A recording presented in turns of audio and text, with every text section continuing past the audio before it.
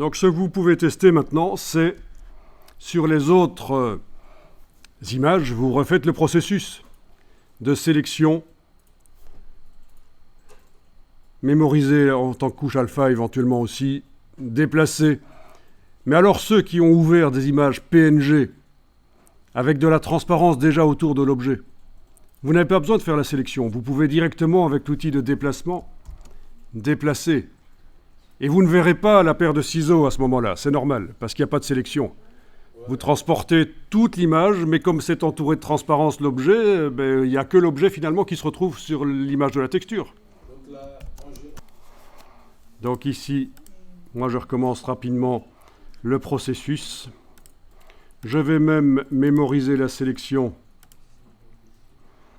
pour que dans la palette des couches, la couche alpha s'y trouve au cas où plus tard j'ai besoin de réutiliser la sélection, donc rapidement ce sera fait.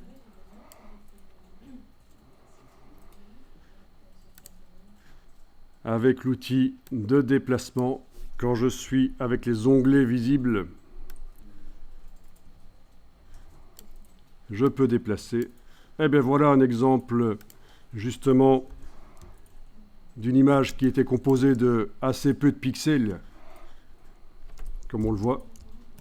Si on la voulait plus grande, il faudrait faire une transformation manuelle.